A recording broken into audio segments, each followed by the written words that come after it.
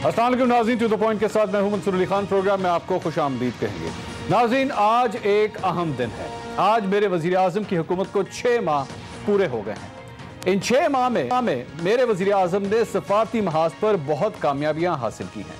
सफारती महाज पर सबसे बड़ी कामयाबी सऊदी शहजादा मोहम्मद बिन सलमान इस वक्त तारीखी दौरे पर इस्लामाबाद में मौजूद है। यह निस्फ सदी का किस्सा है, 2-4 बरस की बात नहीं। पाकिस्तान और सऊदी अरब के ताल्लुकात पाकिस्तान बनने से भी पहले से हैं। 1943 में जब बंगाल के मुसलमान कहत का शिकार हुए तो कायदे आज़म मोहम्मद अली जिन्ना की अपील पर सऊदी अरब से बादशाह अब्दुल अजीज ने 10,000 पाउंड की इमदाद भिजवाई थी। पाकिस्तान बनने के बाद ये ताल्लुकात मजबूत से मजबूत तर होते गए, नस्ल दर नस्ल आगे बढ़ते गए। तहरीक इंसाफ की हुकूमत बनी तो मेरे वजीर आजम ने सबसे पहला गैर मुल्की दौरा सऊदी अरब का ही किया था। सऊदी अरब एक बार फिर पाकिस्तान को मुआशी मुश्किलात से निकालने के लिए आगे बढ़ा और बगैर किसी शर्त के 3 अरब डॉलर पाकिस्तान के खजाने में जमा करा दिए। अब शहजादा मोहम्मद बिन सलमान की आमद से 20 अरब डॉलर की सरमायाकारी की राह हमवार हो रही है। मेरे वजीर आजम ने हलफ उठाते ही भारत के साथ भी बेहतर सफारतकारी का आगाज किया, अमन की बात करने में पहल की, मुज़ाकरात की दावत दी, हल तलब मसाइल पर बातचीत की ख्वाहिश की। लेकिन भारत, वो भारत जिसको अमन से नफरत है, वो भारत जिसको अपने ही मुल्क में बसने वाले निचली जात के अफराद से नफरत है, वो भारत जिसको कश्मीरियों से नफरत है, उस भारत को अमन की यह बात इस बार भी पसंद ना आई। पाकिस्तान को यह पैगाम दिया गया कि यह भारत में इलेक्शन का साल है। पाकिस्तान से अमन की बात करके, ताल्लुकात बेहतर करके नरेंद्र मोदी इलेक्शन हारना नहीं चाहते। सरहदों पर अमन मोदी की हार है। कश्मीर का मसला हल करना मोदी की शिकस्त है और पाकिस्तान से अच्छे ताल्लुकात मोदी की शिकस्त है। इलेक्शन में कामयाबी के लिए भारतीय हुकूमत ने अपनी फौज को निहत्ते मासूम कश्मीरियों के कत्ल का लाइसेंस दे दिया। पैलेट गन्स के इस्तेमाल ने कश्मीरियों से बिनाई छीन ली, उनके जिस्म जख्मों से छलनी कर दिए गए। इस जुल्म के बाद कश्मीरियों की आजादी की जद्दोजहद भी तेज तर हो गई। पुलवामा में एक कश्मीरी नौजवान ने जुल्म का बदला लेने के लिए कातिल भारतीय फौज पर हमला किया तो पहले से तैयार बैठी भारतीय हुकूमत ने इसका इल्जाम हस्बे मामूल पाकिस्तान पर लगा दिया। भारत में ऐसे वाकयात सोचे समझे मंसूबे और मकरू एजेंडे के तहत होते हैं। 2016 में जब पाकिस्तान में सार्क कॉन्फ्रेंस की तैयारियां मुकम्मल की जा चुकी थी, पाकिस्तान जनूबी एशिया के सरबराहों की मेजबानी के लिए तैयार था। ऐन उस वक्त उड़ी में भारतीय फौज के कैंप पर हमला हुआ और भारत ने सार्क कॉन्फ्रेंस का बॉयकॉट कर दिया। सार्क कॉन्फ्रेंस मनसूख कर दी गई। पुलवामा हमले के बाद भारत ने तोपों का रुख पाकिस्तान की तरफ कर दिया। पाकिस्तान ने भी सफारती महाज पर भारतीय इल्जामात को नॉकआउट करना शुरू कर दिया है। यह सब कुछ उस वक्त भी किया जा रहा है जब आलमी अदालत इंसाफ में भारतीय जासूस दहशतगर्द कुलभूषण के केस की समाअत हो रही है। जब जब भारत ने अमन को नुकसान पहुंचाने की कोशिश की, पाकिस्तान ने उसको मुंह तोड़ जवाब दिया। महाज कोई भी हो, सरहदों पर छेड़खानी हो, सफारती सतह पर झूठा प्रोपेगेंडा हो या मीडिया की हर्जा सराई, पाकिस्तान को इसकी जबान में जवाब देना आता है। उस वक्त भी भारत ने अगर कोई शरारत की तो पाकिस्तानी कौम हमेशा की तरह जवाब देगी और बहुत सख्त जवाब देगी। हमारे आपस के सियासी, मजहबी या मुआशरती इख्तिलाफात एक तरफ, लेकिन जब भारत को जवाब देने की बारी आएगी तो पूरी कौम अपने कप्तान के साथ खड़ी होगी। जब पाकिस्तान के दिफा की बात होगी तो हम सब मुतहद हैं, सब अपनी फौज के साथ हैं। ऐ मेरे वजीर आजम, कदम बढ़ाएं, सब आपके साथ हैं। आज के शो में बात करेंगे भारत को कैसा जवाब देना चाहिए। हमारे साथ होंगी पाकिस्तान तहरीक इंसाफ की सीनियर रहनुमा उज़्मा कारदार साहिबा, मुस्लिम लीग नून से निहाल हाशमी साहब, पीपल्स पार्टी से नबील गबूल साहब और सीनियर सियासतदान ज़हीम कादरी साहब भी हमें ज्वाइन करेंगे। एक छोटे से ब्रेक के बाद हमारे साथ रहिएगा।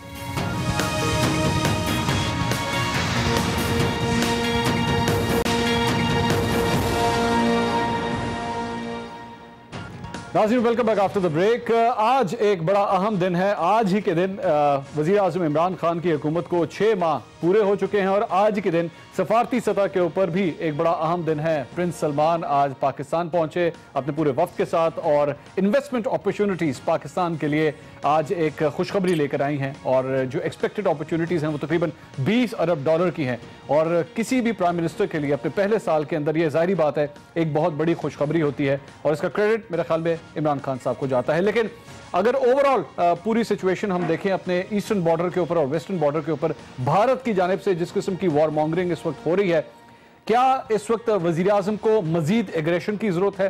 क्या वजीर आजम अब तक सफारती सतह पर अपने तमाम कार्ड्स दुरुस्त तरीके से खेल रहे हैं? क्या अपोजिशन को मजीद इंगेज करने की जरूरत है? और पिछले 6 माह के अंदर अब तक प्राइम मिनिस्टर की और उनकी गवर्नमेंट की परफॉर्मेंस कैसी रही है? आज इसी हवाले से हम प्रोग्राम के अंदर बात करेंगे। हमारे साथ मौजूद हैं पाकिस्तान तहरीक-ए-इंसाफ से उस्मा कारदार साहिबा, मुस्लिम लीग नून से निहाल हाशमी साहब, पाकिस्तान पीपल्स पार्टी से सरदार नबील गबोल साहब और सीनियर सियासतदान ज़हीम कादरी साहब भी हमारे साथ मौजूद हैं। मैं सबसे पहले, मेरे ख्याल में निहाल हाशमी साहब चूंकि ऑपोजिशन से ताल्लुक रखते हैं, मैं सबसे पहले जरा उनसे कॉमेंट ले लूं। निहाल हाशमी साहब, बड़ा इंपॉर्टेंट दिन है आज का, प्रिंस सलमान की आमद, और सफारती सतह पर चाहे आपको पसंद हो या ना हो, प्राइम मिनिस्टर को इसका क्रेडिट तो कम से कम देना पड़ेगा। बिस्मिल्लाहिर्रहमानिर्रहीम। देखिए, 6 महीने में अंदरूनी हालात हमने देखे। जो कहा गया था कि महंगाई कम कर दिया जाएगा, और जब वो अपने अपोजिशन में थे तो कहते थे कि पेट्रोलियम और LNG की कीमतें बहुत ज़्यादा हैं, उसे कम सतह पर लाया जाएगा, डॉलर को सस्ता। तो अंदरूनी मैदान में तो वो बुरी तरह से नाकाम हो गए। चीफ सेक्रेटरीज और IGs का तबादला, कहीं पे साहिवाल का वाक़या, कहीं पे कोई और वाक़या, इस तरह के वाक़यात जो उनको आईना दिखा रहे हैं कि आपके 6 महीने में आपने क्या काम किए थे। जहाँ तक सफारती ताल्लुकात है तो सफारती मैदान में एक दिन में ये कायम नहीं होता, इसके लिए बरसा साल मेहनत की जाती है। इसके लिए 2 जो प्रीवियस हुकूमतें थीं उन्होंने काम किया, उसमें पीपल्स पार्टी को भी आपको क्रेडिट देना होगा, मोहम्मद नवाज शरीफ साहब को देना होगा। उस ज़माने में $58 बिलियन की पैकेज CPEC के तौर पे लाया गया, 58 to 60 बिलियन की। मैं उम्मीद करता हूँ, और ये जो आज क्राउन प्रिंस आए हैं, ये भी उसी का एक माजी का तसलसल है, उसका हिस्सा भी। ये चीज़ें मैच्योर होनी शुरू हो गई हैं। मैं ये समझता हूँ कि अंदरूनी तौर पर नाकाम हो गए, मगर हम समझते हैं कि आज कौम को एक होना है। आज उन्होंने जो गलतियां की हैं कि अपोजिशन के लीडर को आप नहीं बुला रहे, हमें हिंदुस्तान को मुंह तोड़ जवाब देना है, हर सतह पे, सफारती हो या अखलाकी हो या सियासी हो। हमें यूनाइटेड पाकिस्तान के तौर पे पेश आना होगा। हमें बताना पड़ेगा कि पाकिस्तानी कौम, पाकिस्तान की अफवाज, पाकिस्तान का एक एक सिपाही, एक एक बच्चा अपने कौम के दिफा के लिए, मादर वतन की हुर्मत के लिए एक है।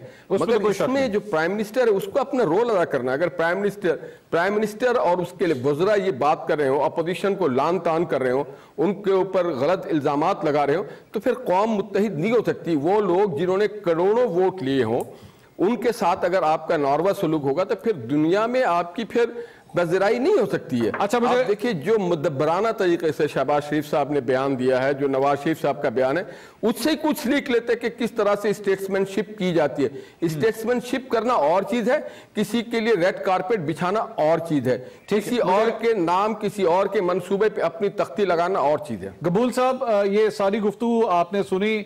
मैं जानता हूं इस उस्मा कारदार साहिबा जो जवाब देना चाहेंगी इस इशू के ऊपर, मैं पहले ही उसका सवाल सामने रख देता हूं।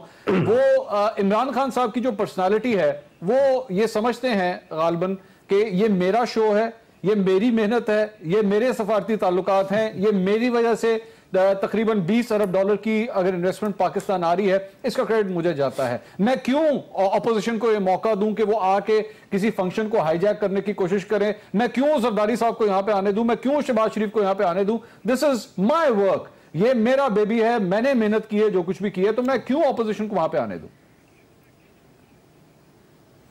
देखिए, अव्वल तो मैं ये बताऊं, इमरान के तासुर तो ये दिया जा रहा है कि सारी मेहनत जो है इमरान खान की और PTI की गवर्नमेंट की है, लेकिन पस पर्दा जो हकीकत यही है कि अगर जनरल राहिल शरीफ ये मेहनत नहीं करते और अगर हमारे आर्मी चीफ ये मेहनत नहीं करते तो आज ये सऊदी क्राउन प्रिंस यहाँ नहीं आता और यहाँ पर शेख मोहम्मद बिन जायद नहीं आता। ये सिर्फ और सिर्फ इसलिए आ रहे हैं क्योंकि ये हमें देने कुछ नहीं आ रहे, हमसे लेने आ रहे हैं। इस वक्त वो खुद मुसीबत में फंसे हुए हैं। दुबई की इकॉनमी बिल्कुल क्रैश कर चुकी है। सऊदी अरब के जो हालात है वो आपके सामने हैं। लेकिन हम ये सोच रहे हैं कि वो हमें कुछ देने आ रहा है। आप ये सोचें कि हम लूज भी क्या कर रहे हैं। हम ये लूज कर रहे हैं कि हम ईरान के साथ अपने ताल्लुकात बिल्कुल ही ख़त्म कर रहे हैं। हम ये लूज कर रहे हैं कि हम जो है वहाँ पर चाइनीज भी खुश नहीं है कि ग्वादर के अंदर ऑयल रिफाइनरी हम जो है सऊदी अरब को दे रहे हैं, और सऊदी अरब कोई हमें उधार देने नहीं आ रहा है, कोई पैसे देने नहीं आ रहा है, कोई लोन देने नहीं आ रहा है, MOU साइन करने आ रहा है, जो कि MOU साइन आपको पता है हर गवर्नमेंट करती है और 10-10 साल के बाद तक भी वो सिर्फ MOU तक ही रहता है और कोई स्ट्रक्चर आपको वहां पे ग्राउंड में कुछ नजर नहीं आता है। अब ये कि आपने कहा कि ऑपोजिशन के लोगों को नहीं बुलाया गया, मैं समझता हूं कि इस वक्त बहुत जरूरी है। हम इंटरनेशनली इस वक्त बहुत बड़े एक साजिश का शिकार है। पाकिस्तान इस वक्त गिरा हुआ है, अपने जो पड़ोसी ममालिक के चारों तरफ जो है बीच में एक पाकिस्तान अकेला खड़ा है। हमें चाहिए, हमारे प्राइम मिनिस्टर को चाहिए, हमारी इस वक्त की गवर्नमेंट को चाहिए कि ऑपोजिशन को एतमाद मिले, और इसलिए एतमाद मिले कि जो सूरत हाल इंडिया में हुआ, कश्मीर में जो बॉम्ब ब्लास्ट हुआ वो हम पर उंगलियां उठ रही हैं, ईरान में जो बॉम्ब ब्लास्ट हुआ, सुसाइड अटैक हुआ वो हम पे उंगलियां उठ रही हैं, ईरान का दौरा, सऊदी अरब क्राउन प्रिंस का दौरा, हमें एतमाद में लें, क्योंकि अकेला वो फैसला नहीं कर सकते हैं। अगर हमें एतमाद में नहीं लेंगे ऑपोजिशन को, तो मैं समझता हूं कि पार्लियामेंट में आकर वो बयान करे कि सऊदी क्राउन प्रिंस क्या देकर गया है, या सिर्फ खाली हाथ यहाँ से जो है हम खाली हाथ रह गए और वो हमसे बहुत कुछ लेकर गया है। ठीक है, मुझे इजाजत दीजिएगा। ज़हीम काजी साहब, जो इस वक्त मौजूदा सूरत हाल है भारत के हवाले से, गबूल साहब ने यहाँ पे बात की, तो भारत के हवाले से अभी तक जो हमारा रिस्पांस है बड़ा कैलकुलेटेड रिस्पांस है, बड़ा म्यूटेड रिस्पांस है। हम सफारती लेवल के ऊपर तो उनको जवाब दे रहे हैं, इससे ज्यादा हम लोग कोई स्टेप आगे नहीं लेके जा रहे। एक मैच्योर, कई तज्ज़ियाकार कहते हैं कि यही एक मैच्योरिटी की निशानी है और मैच्योर सिग्नलिंग कर रही है पाकिस्तान की हुकूमत। ऐसा ही करना चाहिए। और जहां तक ऑपोजिशन के किरदार की बात है, क्या जरूरत है ऑपोजिशन को बीच में इन्वॉल्व करने की? ऑपोजिशन की तो जरूरत नहीं है। देखिए मंसूर साहब, एक तो मैं बड़े वाज़ेह तौर पे कहूं कि जब आप रिसीविंग एंड पे होते हैं, तो जब फॉरेन पॉलिसी में देयर नो फ्री लंचेस, अंग्रेजी का एक माकूला है, और जब आप रिसीविंग एंड पे होते हैं तो फिर आप हाईएस्ट लेवल से उसको निगेट और रिटालिएट करते हैं, उस पर उसका impression all over the world मुख्तलिफ जाता है। मैं ये समझता हूँ कि वज़ीर आज़म को खुद इस इशू पर कैटेगोरिकल बयान देना चाहिए था कि ये सिर्फ और सिर्फ पाकिस्तान को मलाइन करने की कोशिश की जा रही है, और बड़ा एग्रेसिवली इसको आपको जो है वो डिफेंड नहीं बल्कि आपको इस पर रिटालिएट करना चाहिए था। नहीं, वो क्या डिफेंस, इससे ज्यादा क्या कर सकते हैं? नहीं, उन्होंने तो किया कुछ नहीं ना। उन्होंने क्या किया? फॉरेन ऑफिस ने जवाब दिया या फॉरेन मिनिस्टर ने जवाब दिया? अच्छा। उन्होंने तो एक ट्वीट भी नहीं किया, मुझे बता दें। नहीं, वो अभी तक तो नहीं किया। बड़ी मेहरबानी। तो अर्ज ये है कि it has to be going from the highest level and categorically not in a harsh language। हम वॉर मॉन्गरर्स नहीं है सर, वो हम जंग नहीं आपने चाहते। सुना होगा ना, खामोशी भी एक जुबान है। हाँ, वो खामोशी भी एक जुबान है, तो जरूरत नहीं है बिला वजह नहीं। अगर एक आदमी जुनूनी तौर पर पागल हुआ है, समझदारों के लिए है। जब आप जुनूनी को निपटते हैं तो जुनूनी के साथ मिलने का एक तरीकाकार है। मंसूर साहब, आप उसको उसकी जुबान में बिल्कुल मत जवाब दें। मैं समझता हूँ कि बिल्कुल उस जुबान में जवाब नहीं देना चाहिए जो एक जुनूनी की जुबान है मोदी की, लेकिन एट द हाईएस्ट लेवल जब ये जवाब जाएगा तो फिर यकीनन जरदारी साहब ने भी इससे बात की है, शहबाज शरीफ साहब ने भी की है, ऑपोजिशन ने तो बात कर दी। लेकिन जब प्राइम मिनिस्टर इन्वॉल्व होकर ये बात करता है कि नहीं भाई हम इसमें इन्वॉल्व नहीं है, आप आइए, इसको हम इन्वेस्टिगेट करते हैं, let's sit down and talk over it, so then it gives a different impression all by itself. दूसरी बात आपने की आज दौरे की, और इस दौरे के दौरान से पहले ये होना, मैं ये समझता हूँ कि यकीनन इस दौरे को नुकसान पहुंचाने की एक भारतीय साजिश है। अच्छा। और उसको वो समझ रहे हैं, क्योंकि यहाँ से उन्होंने वहाँ जाना है तकरीबन 4-3 दिन के लिए। I am not sure about the time, यहाँ तो वो कुछ घंटों के लिए है। उसके बाद जो 2 दिन के लिए, 2 दिन वो एग्रीमेंट्स, बहरहाल व्हाटएवर, मैं I don't want to get in that. मैं ये समझता हूँ कि एक दीनी तौर पे हमारा एक बहुत बड़ा सहारा रहा है सऊदी अरब, और सऊदी अरब की जो मेहरबानियाँ पाकिस्तान पे वो अनकाउंटेबल हैं, उनमें कोई दो आरा नहीं है। आपने पूछा कि क्या होगा, किसका क्रेडिट है, तो रिसीव करने का और डिनर का क्रेडिट तो यकीनन गवर्नमेंट का होगा। बाकी क्रेडिट जो है वो यकीनन जो नबील गबोल साहब ने कहा है वो वही है जहां से बात शटल डिप्लोमेसी की गई, बैकडोर डिप्लोमेसी की गई, कन्विंस किया गया कि यहाँ पर जो स्टेबिलिटी है वो आएगी, स्टेबिलिटी लाई जाएगी। यकीनन ये भी दुरुस्त कहा नबील साहब ने कि चाइना को इस पर रिजर्वेशन हैं, होंगी। 65-68 बिलियन डॉलर्स का कॉरिडोर ही नहीं है, ये सब कुछ आप जानते हैं, एक लंबी कहानी है, don't want to get into that आज, लेकिन इसके बाद इस पे बात होगी। लेकिन सर, पॉलिसी शिफ्ट्स होते हैं, हर मुल्क के अंदर होते हैं। पिछली नून लीग की गवर्नमेंट, हमारे यहाँ तो रोज होते हैं। नहीं मंसूर साहब, यार नून लीग की गवर्नमेंट डिफरेंट थे, वो भी गलत थे। अगर आप रोज फॉरेन पॉलिसी को शिफ्ट करेंगे तो फिर आप अपनी मिड टर्म और शॉर्ट टर्म पॉलिसीज को जो है वो इंप्लीमेंट नहीं कर पाएंगे। और जब आप सबको बिठा के ये बात करते हैं, अगर आप ऑपोजिशन को बुला के ये बात करते हैं, तो ये मैसेज दे रहे होते हैं कि भाई किस लिए आ रहे हैं शहजादा साहब, इन्वेस्टमेंट के लिए। हाँ।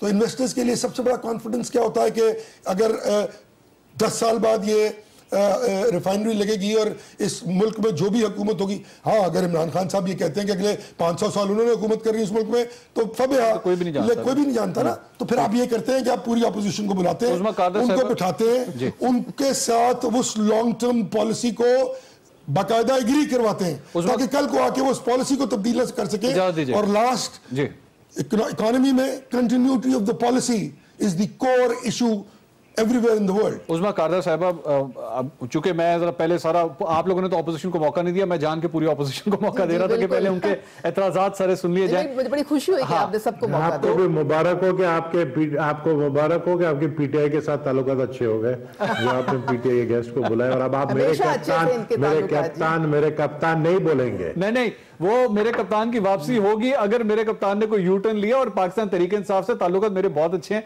मेरा आज तक कोई ऐसा शो नहीं है जिसमें पाकिस्तान तहरीक इंसाफ का कोई रहनुमा ना बैठा हो, आज तक कभी हुआ ही नहीं है इस तरह। ताल्लुकात बहुत अच्छे हैं, ऐसी बात नहीं है। अच्छा उस्मा साहबा, ये बताइएगा कि इस सारी सूरत हाल में जब इस वक्त एक यूनाइटेड फ्रंट का इमेज देने की हमें जरूरत है, मैं खुद ऑनर ये बात कर रहा हूं कि प्राइम मिनिस्टर को ये इसका क्रेडिट देना चाहिए। बेशक ऑपोजिशन ना एग्री करे, मेरा अपना ओपिनियन है, मैं डिसएग्री करता हूं, मेरे ख्याल में उनको क्रेडिट देना चाहिए, because at the end of the day the blame falls on the prime minister, the credit falls on the prime minister. Blame के लिए भी उनके लिए, हम जारी बात है उनको बहुत सी चीजों के लिए हम तनकीद भी करते हैं, लेकिन क्या ये बेहतर ना होता कि पूरी ऑपोजिशन को भी साथ एंगेज किया जाता? इशाइया अगर हो रहा है उस पर शहबाज शरीफ साहब भी आके खड़े होते, आसिफ अली जरदारी साहब भी आके खड़े होते, पूरा एक यूनाइटेड, पूरी कंट्री का एक यूनाइटेड इमेज जाता सामने।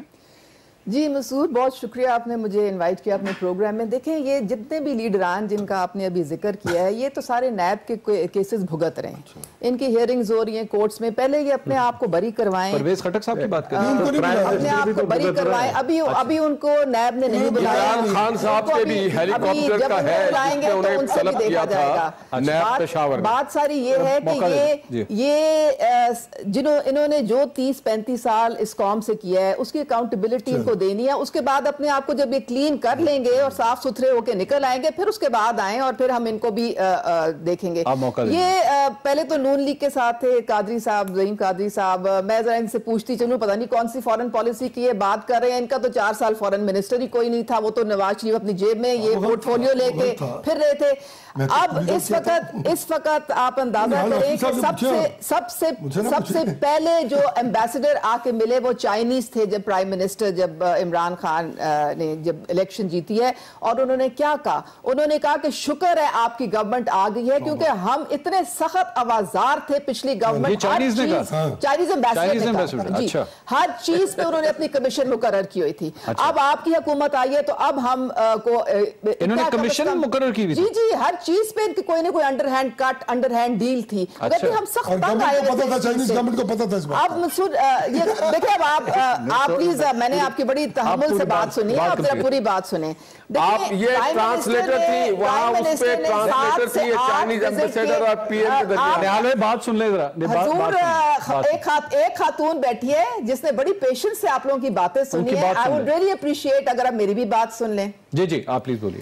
प्राइम मिनिस्टर इमरान खान ने 7 गैर मुल्की दौरे किए और इतनी जो इस वक्त आप देख रहे हैं, पूरी दुनिया की नजरें पाकिस्तान पे हैं। पूरी दुनिया से लोग जो हैं वो इंटरेस्टेड हैं कि हमने इन्वेस्टमेंट करनी है।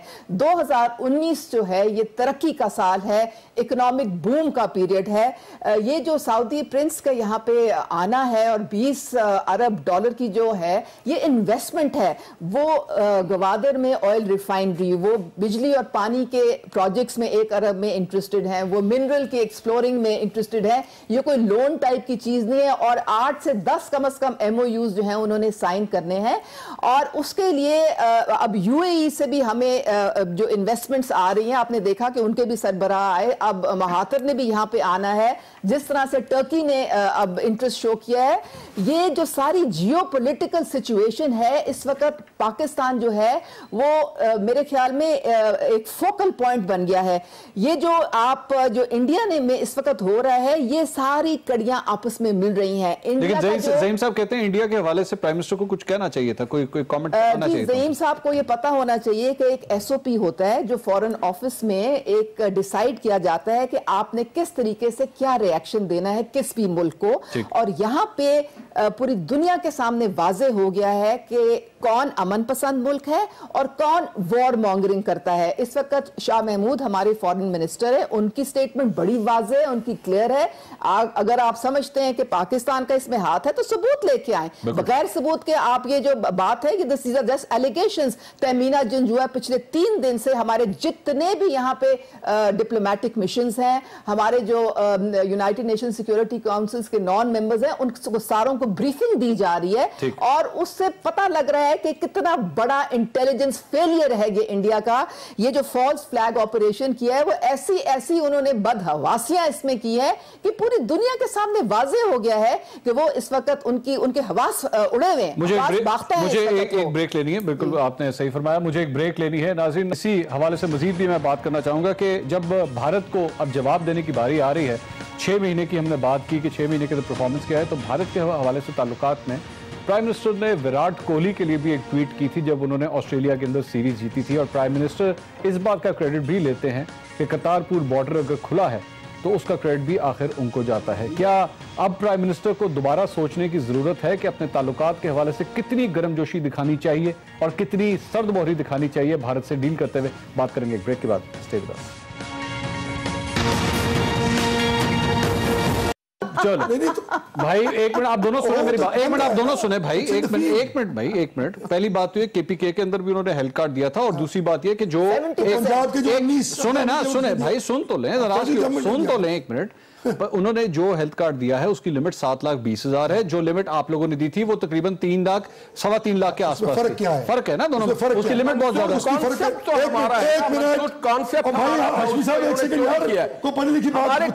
चोरी किया है। अच्छा बोले, एक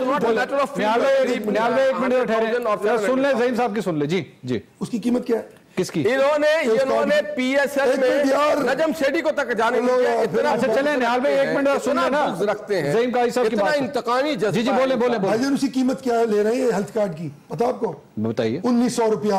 अच्छा, उस 1900 रुपए में कहां लिखा हुआ है कि हर वक्त आदमी ने इलाज कराना है? It's a simple insurance policy they are selling, and you know how much money they are making out of it. वही इन्होंने काम किया, पैसे बना रहे हैं हर जगह से। या बिजली के बिल से और गैस के बिल से पैसे किसने बनाए हैं, पता आपको? कोई डेवलपमेंट तो हुई, किधर होगी? तो इसका डेवलपमेंट से क्या ताल्लुक है यार? नहीं, 1 करोड़ लोगों को वो 1900 रुपए ले लिया उनसे, तो ले आप कवरेज 1 करोड़ लोगों ने सारा दिन एक दिन में लोगों को यहाँ कराची में, लाहौर में, पूरे पाकिस्तान में रोजगारी का शराब बढ़ गया। पुराना नून लीग नए नून लीग से लौट रहा है।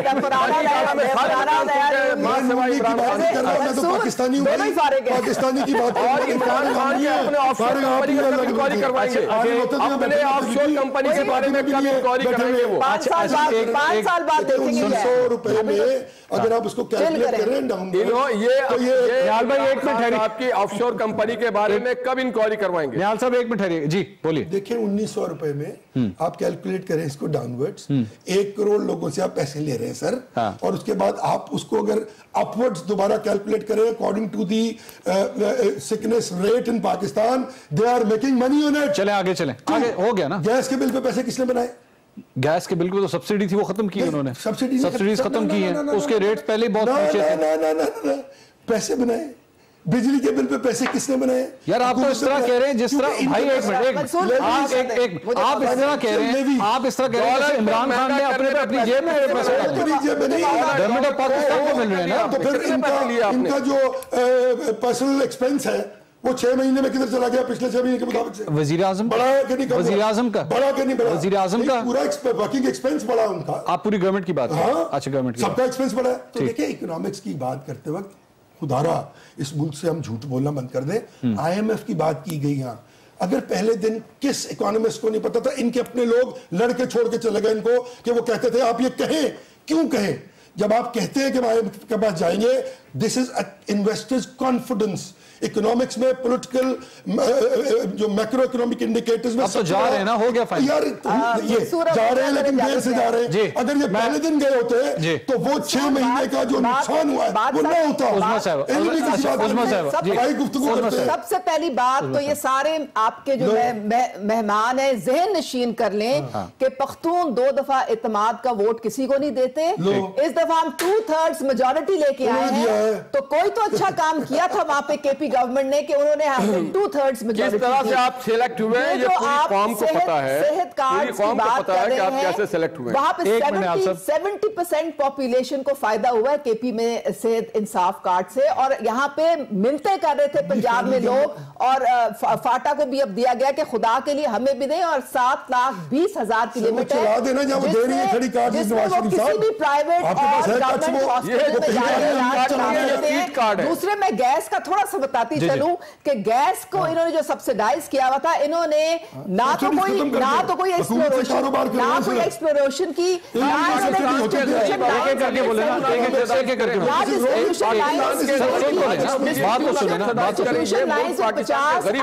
रुपया हर साल जो है वो चोरी हुई गैस और लीकेज हुई। इन्होंने दुनिया में सबसे जो महंगी तरीन एलएनजी गैस है उसमें पाकिस्तान को लगा दिया। ये महंगी खरीद 4,490 अरब की ये महंगी गैस खरीद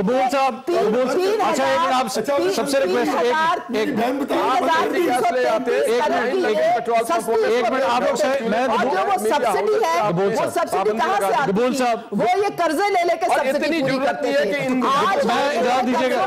मेरी आप सबसे रिक्वेस्ट है, रोजाना हम इनके कर्जों पे इंटरेस्ट दे रहे हैं। गवर्नमेंट है, एक मिनट रिलैक्स करके। कबूल साहब, ये सारी गुफ्तगू आपने सुनी, अब आने वाले 6 महीने तो गुजर गए, आने वाले 6 महीने में हमें बेहतरी नजर आएगी, हालात मजीद बेहतर हो जाएंगे एक आम पाकिस्तानी के लिए? नहीं, हम दुआ कर रहे हैं पाकिस्तानियों के हालात बेहतर हों, लेकिन मुझे नज़र नहीं आता है क्योंकि जो 6 महीने में इनकी कारकर्दगी रही है उसके बाद मुझे नज़र नहीं आ रहा है कि कोई अलादीन का चिराग इनको मिल जाएगा और फिर ये आने वाले 6 महीने बेहतर होंगे। मैं तो समझता हूँ कि इंटरनेशनली जो ख़तरात हमारे ऊपर लायक हैं वो एक बहुत बड़ा ख़तरा है हमारे लिए, उस पर ज़्यादा तवज्जो दें। IMF के पास आप चले गए, आपने उनकी ये डिमांड भी मान ली कि $155 करने का, आप यहाँ पे इंटरनली पाकिस्तान के अंदर इतनी महंगाई लेकर आए हैं। बहुत शुक्रिया नबील गबोल साहब, हाशमी साहब, उस्मा कारदार साहबा, ज़हीम कादरी साहब। नाज़रीन, हकीकत यह है कि 6 महीने के अंदर बेशक वज़ीर आज़म के ऊपर तनकीद भी हो सकती है, उनके कई कामों के ऊपर, और उनकी तारीफ भी हो सकती है कई कामों के ऊपर, लेकिन 6 महीने के बाद ऐसी सूरत हाल में पाकिस्तान आज मौजूद है जहां पे हमें एक यूनाइटेड फ्रंट दिखाने की जरूरत है। चाहे वो अपोजिशन हो, चाहे कितने ही मुखालिफ आपके लोग क्यों ना हो, सबको इकट्ठा होकर एक आवाज़ देने की जरूरत है पूरी इंटरनेशनल कम्युनिटी को। अगर इस तरह मुमकिन हो जाता है तो अगले 6 महीने तो क्या, अगले 5 साल में पाकिस्तान सिर्फ और सिर्फ तरक्की ही करेगा अगर वज़ीर आज़म ये कदम उठाने के लिए तैयार हो जाते हैं। प्रोग्राम टू द पॉइंट से अब तक इतना ही। अल्लाह हाफ़िज़।